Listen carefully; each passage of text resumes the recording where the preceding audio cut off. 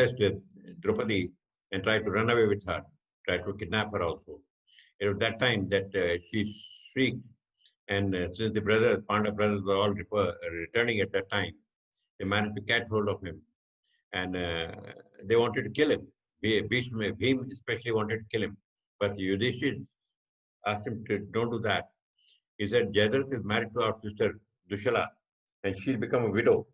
So we don't want our sister to become a widow. We just let it be. Don't do any such deed. But Bhim was very incensed.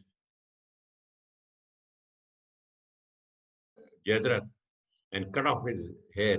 He had lovely flowing hair all over. He had lots and lots of hair, and very dense hair. So he clipped them and left some 5 tufts on his head, ek idhar like that, just as a kind of insult. And further, he broke his weapons, he destroyed his weapons, he broke his chariot, tore all his clothes, and said that, all right, in this bedraggled condition, you go back to your kingdom, so that the people can come to know what kind of a person you have been. And not only this thing, so that you feel a little ashamed and this thing. But this man didn't go there. What he did, in fact, was he started meditating at that spot itself. And he started meditating, and he did a lot of penance also to appease or to Lord Shiva. Lord Shiva, of course, was, he is known as Bholenath. He is and very quickly he gets pleased. So very soon thereafter, Lord Shiva came down and up before him and said, okay, what does my devotee desire? I'm pleased with his penance, etc., and his devotion. So Jayadratha said, please grant that I'm able to defeat death. Shiva said, no, I have no power over Lord Yama. You can't do that. You ask some other boon which I can grant. He thought over for a few seconds, then he said he had no quarrel with Lord Yama. It doesn't have to bother about him. He had to bother about the Pandavas. So that please grant that I may recover all my lost glory and all my power, etc. And I am able to defeat the Pandavas. Lord Shiva said, yes, that is granted. On any one day of your choosing, you will be able to defeat whoever dares to stand before you. Jayadratha was thrilled. He didn't expect, he had only asked that he defeat the Pandavas. But later on, after the boon, he suddenly realized that Pandavas could have come with all their, allies. And that would have been a big army, and he would not have been able to defeat all of them. But with this boon, he will be able to take care of the Pandavas, even if they come with all their allies. So he was very pleased. And then he, of course, for a moment, he was all lost. But suddenly he realized that, oh, he had not yet thanked Lord Shiva. Lord Shiva, who was standing there, then he thanked Lord Shiva, and Shiva said, okay, and then he disappeared. Now, Jayadratha represents the lust factor within us. The sex is the one thing upon which the entire universe rests. If there is no sex, there will be no universe as we know it. So, usko to destroy, he cannot, Shiva cannot destroy it. Shiva has to grant lust that power, so that you won't be destroyed readily, at least. And on a certain days, you'll be able to defeat whoever you want. That boon is very valid. But uska matlab ye hai that the sexual urge within us, it is the urge of the nature. It is not that human beings are degraded. It is nature that is working, and nature को आपको support करना ही है. The nature will take its this thing. If you deliberately try to suppress it, or try to destroy it or eliminate it, you are at least going to get a headache, if not a lot of other negativities.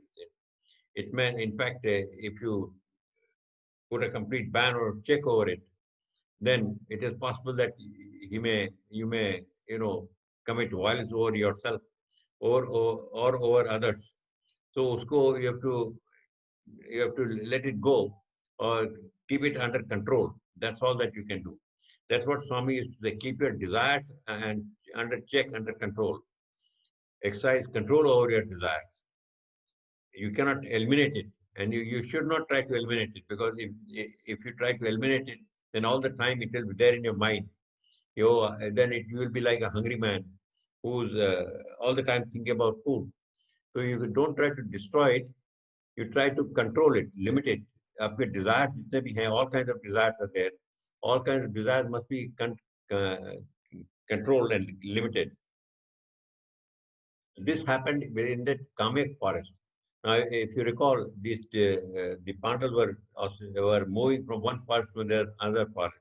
Dvaita में जब थे, तो तब उनको they were eating away all the deer. The deer king had asked them to move from there and go to some other forest, so they came to Kamek forest. Kamek forest is the forest where is that place where all your basic material desires they they surface. Dvaita is there, and इसका मतलब और भी है. It has been, if you recall, in the very beginning, uh, when we are discussing about Drupad and Dronacharya, Drupad stood for one person or a individual who uh, who did not who was always grounded in materialism. He did not accept or believe that there was something other than the earth or himself. There was God, or there was no God or something. He did not believe in that. Dronacharya, on the other hand, represented duality. If you recall, had asked these people, first the Duryodhan, thereafter the Pandavas, to go and defeat Dronacharya, Drupad. What was the meaning of that? Uska matlab, that time I explained that these people were so low down, the entire, all the Duryodhan and brother and the Pandav brothers, they were all so very low down in spiritual progress that they were all in a way as atheists. They did not even accept that there was anything other than themselves. कोई God what की चीज को, there was nothing like God, etc.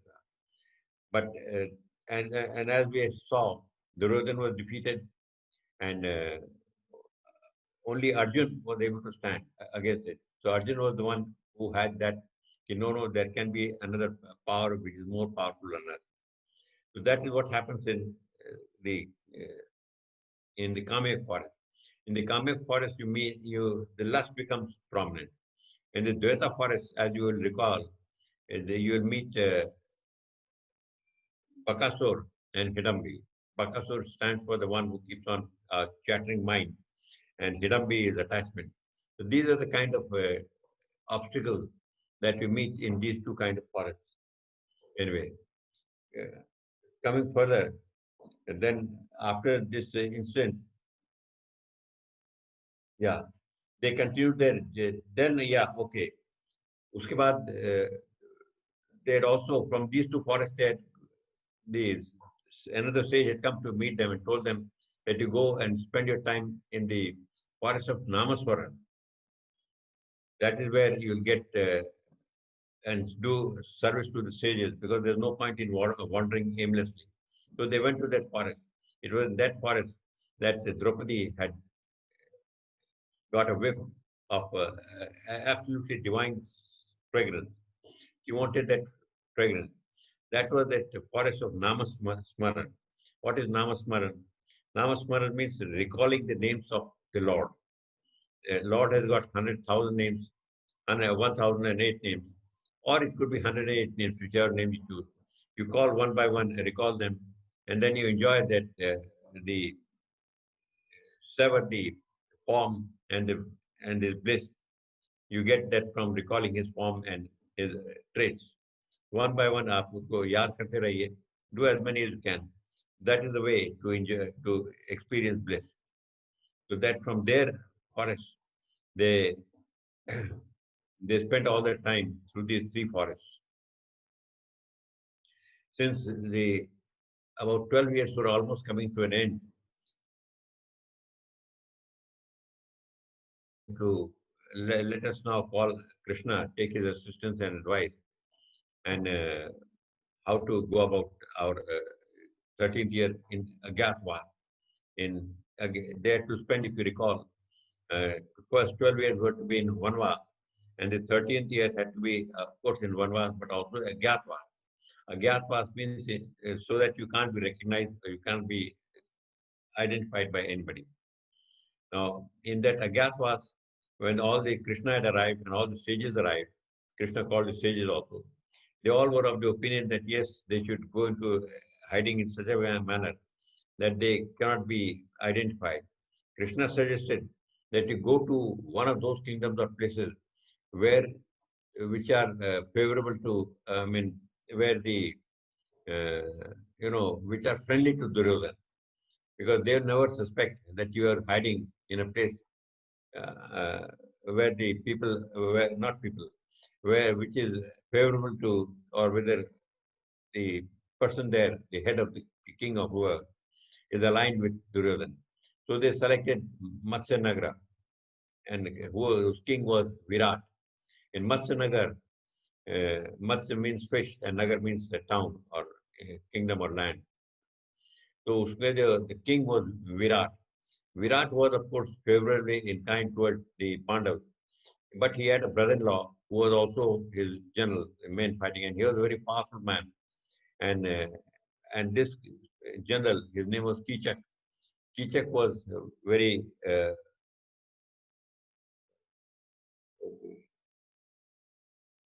I jumped one thing.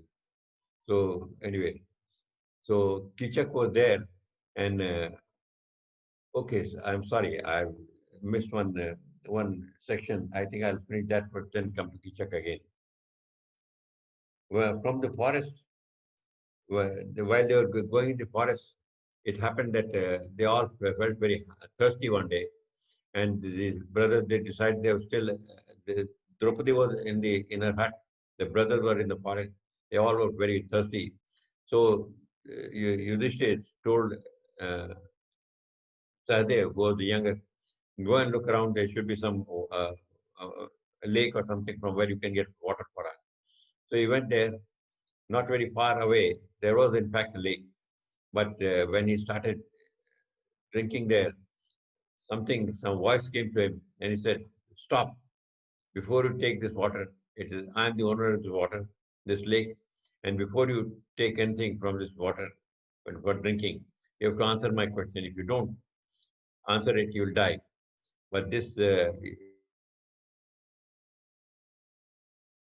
cupped his uh, palm, collected a little bit of water, and drank it. The moment he drank that water, he fell down dead. After some time, the Yudhishthira and his brothers said, "Wonder what happened, why he has not come back." So he said, "Okay, Nakul, you go there, go and find out what has happened to him. Maybe he might need some help or something to be able to bring the water." So you just go and find out what is the matter. Nakul went there. He also was greeted by the same yaksha, and the same voice first. Then that voice was belonged to that yaksha who said, "Look, I am the owner of this lake. Before you drink water, you have to answer my question. If you don't, then like your brother, you too will die." But he said, "Go to hell. I am very thirsty. I don't bother about you." He was very proud of his abilities. So he just cupped that water, lifted up the water in his palm and drank it. He also fell down. The same thing happened to Arjun. The same thing happened with Bhim. When all the four of them were down there, Yudhishthira had to go himself. So when he went there, he said, "Oh, all the brothers are dead now." He said, "Anyway, they are dead. Nothing I can do. I have to think how to go about. But let me quench my thirst." So as he started taking up the water, he made the same voice. He also heard the same voice. That, "Please don't drink this water. Otherwise, before you answer my question, otherwise, like your brother, you too shall die." Yudhishthir decided to honor that the voice. Then he said, "Okay, you ask whatever question you want." He said, "I'm the yaksha of this lake, and these are my questions." Then he said, gave a number of questions which are on dharma, and to check, and he was pleased with him. One question which the yaksha asked Yudhishthir was, "Why is it that what is the most amazing thing about the human being?" Yudhishthir replied, the most amazing thing about all the human beings is that they see death all around them. Around them. They know that they are born, they will all die, everybody is dying. Around them, they see death happening every day. Yet, it never strikes them that they are also going to die and they should prepare for it. It never strikes them. They just keep on living as if they are immortal. Now, this is a very strange kind of thing and very true. The reason being that whereas you see death around you, अपने neighbors में, in your own family, sometimes even young children are lost. But everybody dies. We don't die. We may be injured. We may fall sick. Other things may happen. Negative things may happen. But we don't die. So and that is why we don't really pay much attention to death. Another thing about death is, if you wonder why we don't die, we don't think about death. Nature is programmed us in such a manner that we don't bother about death. The reason being fear. If you know that you're going to die on such and such date, maybe 5 years hence, 10 years hence, 30, even 40, 50 years hence, then there'll be constant fear. Oh, this has to be done, this not be done. What will happen? You'll keep on worrying and worrying. But nature is designed in such a manner that that you don't fear, that you have no fear of death. What is fear? Fear is nothing but a thought of some untoward happening or some loss or some pain or some injury or some sickness that may happen in the future. Not now. It may happen. It may happen in the future. And with that may happen, all the time you'll be worrying, you'll be losing out your present. So nature is so designed that nobody really ever thinks about death. And we know that however old you may be, yet you don't think, okay, I'm going to die tomorrow. I'm going to die in 1 year. You don't think about that at all. However old you may be, however infirm you may be, however sick you may be, even if you're a cancer patient on the last stage, then too you don't believe that I'm going to die within a day. You may be suffering, but you keep on shrieking, but death nahi khayal aata. And that is only that nature is so made it that you don't, that fear may not be there. Of course, death के साथ एक ये भी है, whether there should be a reason for fear or not. Now, those people who have died and come back, a lot of people in what is known as near-death experience, they say that death mein koi, there's no, you don't really feel, uh, what should I say, there's no fear there. In fact, after when you leave your body, you go to a place where there's unconditional love.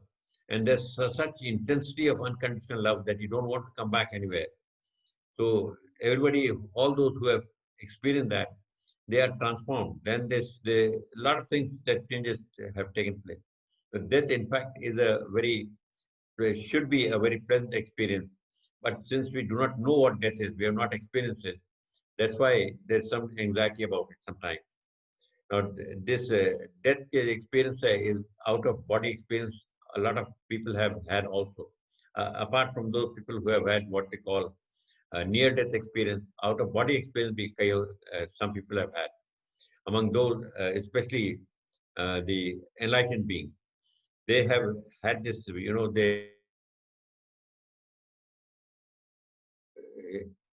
his first time it happened, he says he was meditating on a platform under a tree. And while he was meditating, suddenly he got out of his body and he was sitting on a branch of a tree above himself, above his body. And he says, I kept on watching my body and kept on watching all the people coming and going. And they kept, all these people were very curious, not very curious, but they saw him sitting there. A couple of them came very close to him to see whether he is really, uh, asleep or he was in samadhi or he was meditating. But they didn't disturb him. And he said, had they, but anyway, so he said that was the first time he had this experience. Then when he came back into his body, he said, from that time onwards, I lost fear of death. Then I knew that there's nothing like death. Mr. Sadhguru, He gave his experience. He said the first time it happened with him was when he was sitting on a rock on the Nandi Hills. And there he says that when I got out of meditation, I suddenly found that what we consider as me, we consider me as the human body from the head to the toe and from one arm to the other arm outstretched. So he said that when I was meditating, when I got out of meditation, I felt me did not terminate at my body, but that sensation of me extended not only to the rock upon which I was sitting, but to several lengths away. Such trees, etc., they were all part of me. Even the wind that was blowing, that was part of me. And subsequently, he says this happened a couple of times.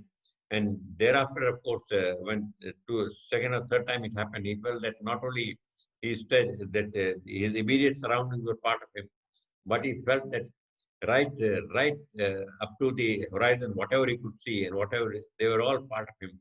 And then, of course, he keeps on describing so many things. So we know that death, really speaking, is only our physical body, not of uh, not of the our real being, which is within us. Anyway, coming back to Kichak, that in Matsanagara, King Virat's brother-in-law was a de facto ruler because he was a general and very powerful general. So all these Pandavas, they decided to take shelter in Matsanagar. And when they went there, each of them, they approached the king and introduced himself and said, Yudhishthir said he is good in statecraft and he's a learned Brahmin. He knows all the scriptures and he is well versed in statecraft. Then Bhim, who was there, he was very fond of cooking and eating. So he went to the kitchen and he said, and said, yes, I can work in the kitchen and I can prepare very good food also. So he joined there in the kitchen. His Arjun, who was destined to spend 1 year as a eunuch, he went there and he took up service as a dance teacher to King Virat's daughter, Uttara. Sahadev and Nakul, they they joined the king's this thing as in charge of the horses and in charge of all the cows. So all the brothers took up assignment there in that Virat with King Virat. Yes, Draupadi also, she went to the Queen Sudeshna, and said that I can look after your hair. I've been looking after the hair of the king of queen of such and such, and I can do your hair very well. So she said, yes, you come over. Here, if you recall, for a woman means value. So when she said, I can look after your hair, I can look after all your value. And she said, I had great experience, I had great experience of that also. So this is how they all went they lived there. Now, Duryodhan had sent his spies all over, but they could not find out where they are living. And here, uh, they Duryodhan didn't even suspect that they would come to Virat, come to Matsanagar, where Kichak was general. Kichak was very friendly with Duryodhan. And Duryodhan was quite sure that in case they come there, Kichak will identify them and report them to Duryodhan. But Kichak didn't suspect that. But Kichak was a womanizer. And Kichak was the king's brother-in-law. His sister, he was the brother of Queen Sudeshna. Anyway, so one day, although Draupadi tried to uh, avoid his attention and would not go in his presence, but sometimes it was absolutely unavoidable. One day it happened that when Kichak went to see his sister, she was there, and when Kichak spotted him, he suddenly lust developed into him, and he wanted uh, that Draupadi immediately. But to begin with, of course, Queen Sudeshna, reprimanded him and told him that you can't do this. You just stay here. Let it go. Then Draupadi let it be known that she wants to be alone. So for some time, Kichak, of course, kept a little distance, but all the time that Draupadi was in his mind. So after a few days, he just couldn't control himself, started chasing him. So then Draupadi went and reported the matter to the king that such and such general Kishak is chasing her and is troubling her, harassing her. Now, the king's advisor, Yudhishthir was actually Draupadi's husband, as you know, and he rebuked Draupadi and told her, "You must be the cause of it. You please run away. The king can't do anything about it. It's none of his business. You have to take care of yourself." So she felt a little hurt, but she couldn't do anything. So she went away and she reported to Bhim. Bhim said, "All right, in case this fellow uh, dares to uh, approach you again and trouble you, then tell him that you have to be discreet. I will surrender to you at night in some lonely place, preferably that dancing hall which is there. So you come to me, I'll wait for you in the dancing hall after dark."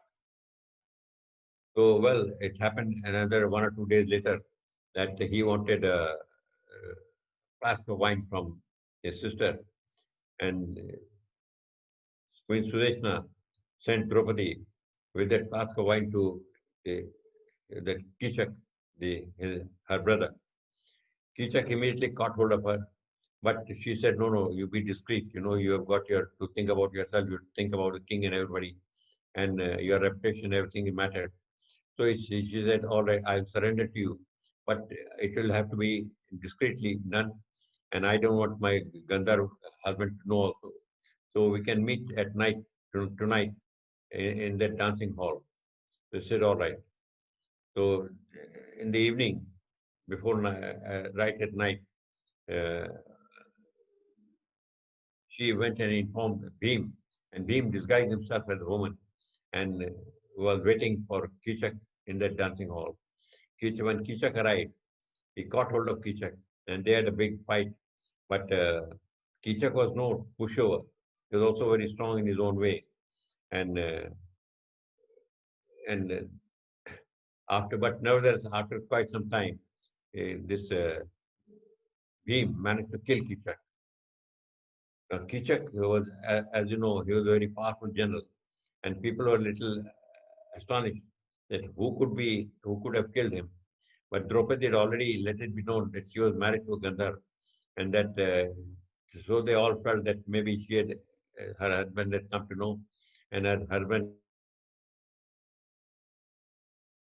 had one hundred and four or 105 uh, other brothers who were called Upkichak. Kichak really means negativity. We have got a lot of negativity in us and all negative thoughts, and the 104 brothers means that the very large number of negative traits are there. They're all within us. And this is the Kichak is very, adhe- I mean, it adheres very strictly to us. It's very difficult to get rid of negative thought. And if once the negative thought is removed, the second one was like leech, they will stick to us. If the second one is removed, the third one will come there. So we are full of negative thoughts. And these negative thoughts are really uh, it results in low self-esteem, low confidence. Oh, what can I do? Nothing going my way. I'm not destined for this. This kind of thought they keep on coming, and they debase the human being, and they are very harmful for any spiritual aspirant. A spiritual aspirant must never have these negative thoughts. Anyway, since these negative thoughts are all part of the brain, thoughts are there in the brain. So they can be destroyed only by something which destroys your thoughts in the brain. And that is your yearning for God and perseverance. So that is why it was Bhim who is able to destroy. It is with your Bhim that you have to get rid of that kichak or negative thought. Now they wanted at the when his funeral pyre was being held, his body was placed. All these upkeechaks, they wanted to catch hold of Draupadi and get her to commit sati upon that Kichak's cremation pyre burning. But there too, Bhim managed to rescue her, and she came away. So yeah,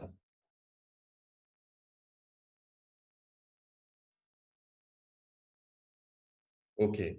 Then after that, we'll just take one more section because it's already 8 o'clock now. Then when Duryodhan heard that his friend Kichak, who of Matsanagara, was dead, then decided that okay, now by himself, King Virat was a very weak king, and he'll not be able to stand against against Duryodhan. So why not he go and remove or rob him of his cows? So and cows were supposed to be or go what they call. Let's say so he collected his army, which included all the greats like Bhishma or yeah Bhishma, Dronacharya, Kripacharya, Karn, Ashwatthama. All these greats he collected, and with his whole army he invaded Matsanagar. Uh, King Virat, without his general, felt very insecure, and he said that now what do I do? How do I? Although he started collecting his army, but he was very insecure. And but anyway, these four Pandav brothers who were there with him, they decided. They all went up to him and said that Yudhishthir, Bhim, and Nakul and Sahadev, they said we are well versed in war, although we are doing our respective job. Well, we are well versed in war, and we'll be able to assist you in your effort in driving back these invaders. So the king was very happy. Not although his general was not there, now he had to lead. So, but with these four people and his whole army, they went and tried to and they engaged with the Kuru army. Well, while all this was going on, Duryodhan from another side, he attacked uh, Matsanagar while the king was away fighting the Kuru army with these other greats. Duryodhan on his own, he came separately. Queen Sudeshna, when she heard that Duryodhan has come and attacked, she was absolutely hysterical. She said, no, no, now this Duryodhan will come and he'll capture all of us, make us all his slaves and carry away all the women also apart from this.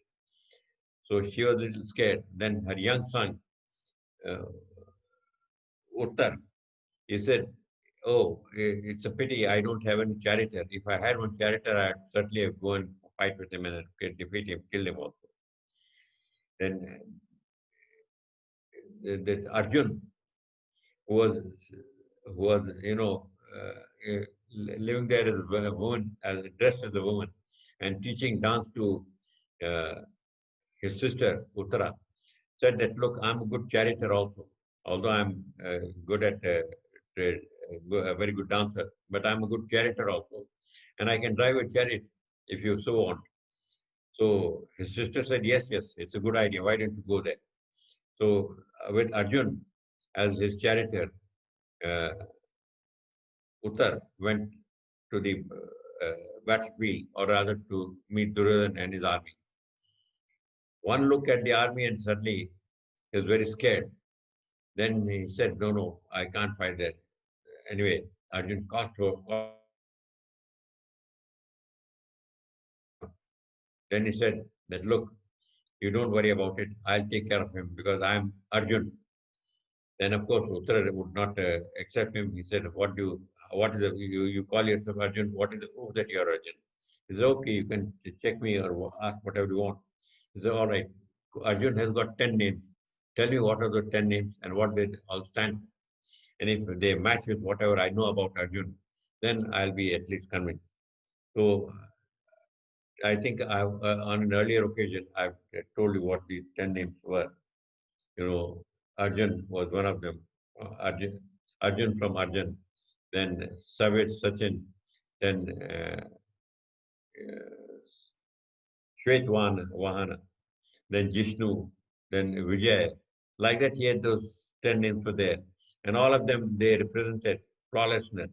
That in every respect, he was flawless. He had all his senses under control, and he had no ill desire. All his thoughts were very pure. So he was, in a way, with these kind of traits, he was, in fact, indestructible. The only one who was equal to him that time was Karn. Karn, Karn had his kavach and his kundal. His kavach, golden kavach, was innocence, and kundal were his voice of conscience. So Kundal had, Karn had these two, and he had his, whereas Arjun had his bow, which was the Gandhi, which was self-confidence. He had his bow, which was called the Vijay, victory over others, external forces. So both of them, Arjun was sound internally, was very protected internally uh, because of his flawlessness and complete control over his senses and sense organ. Karn was very strong internally because of his innocence and his voice of conscience, which he had. And externally, both had very powerful weapons. He had Gandhi, this fellow had uh, Vijay. So both of them were well matched. But nevertheless, uh, that Arjun told this Virat, that Uttar, that look, now let us go and get the weapons so that I can fight with them on your behalf. So he said, where shall we go? So he said, then he took the reins and drove to a tree in the forest, a shami tree, where a shami tree is a kind of it grows in desert, semi-arid region. And there, before they took up assignment with King Virat, the brothers had kept all their weapons in a piece of cloth and tied up that piece of cloth in such a way that it looked like a corpse. And that corpse he had hung from branch of tree. So now nobody wants to go near a dead body, especially it may be like they say some magic or some potion may be there. So everybody avoided that. But he went there. Of course, Uttar was a little scared, but he said, "Don't worry." He just climbed up and he brought down all that piece of cloth which looked like God opened it, and then Uttar saw all those powerful weapons. He took his bow and arrow, that Gandhi, and his quiver full of uh, arrows, and with that he went to face the Kaurav army. There, before that, Arjun, when he took out he strung his bow, and when he tightened it, he strung his bow, which made it loud twang sound.